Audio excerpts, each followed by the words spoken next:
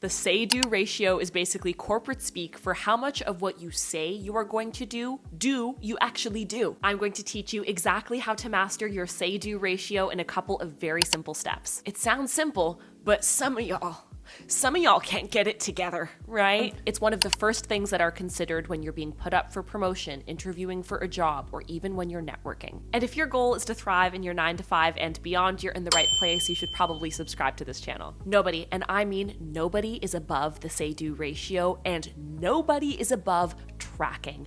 I don't care how good your brain is. If you're one of those people who never forgets things, when work gets really busy and you have a lot of different asks coming in different channels like email and Slack and in person, at some point you are going to drop the ball on something. And God forbid it's the first time that you're working with somebody and you drop the ball on something significant, they're now going to associate you with unreliability. To have a great say-do ratio, you need to understand what the F you have said. So keep a tracker that works for you on your computer, documenting every single ongoing task and ask that you have. I've had this happen to me where someone asks for something very simple. I don't write it down because I'm going to do it in just a minute, and suddenly I'm distracted and forget. I track my asks with a couple of core components. I write down what the ask is specifically, who asked for it, and when.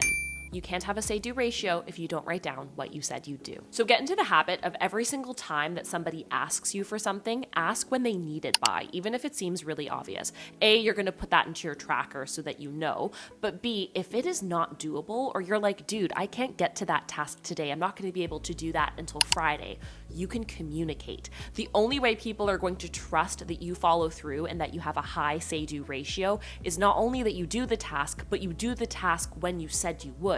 And if you don't talk about the timelines, the person who's asking you for these things might have a totally different timeline involved than what's going on in your head. So when you accept the project, make sure you are also accepting the specific timeline. Ask questions about the project you're working on early. Within the first 24 hours, I would say, is a healthy rule, because you don't want to be working on something for over a week and then come back with a bunch of questions that the person who assigned the project to you is like, dude, You should have asked this a week ago. Clearly you haven't been working on it.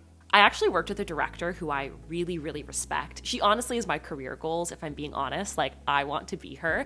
She told me that the best thing she ever did for her career was getting into the habit of over-communicating. So she asked a lot of questions early on, but the second she realized she maybe wasn't able to deliver, or maybe there were roadblocks, or she was waiting on someone to give her a piece of data to then complete the project, instead of going radio silent, she communicated what was happening every step of the way to the person asking. So if there was a delay or a roadblock, she flagged it really early, so she made it very clear, hey, I'm still on it, but I'm waiting on this, or it needs to get approved by this person, but I'm still on my shit. She basically over-communicated to cover her ass and prove that she was still on things. The second somebody has to follow up with you to say, hey, what's going on here, that's a sign they've lost trust in your ability to drive results. And all of this means nothing if you don't come through.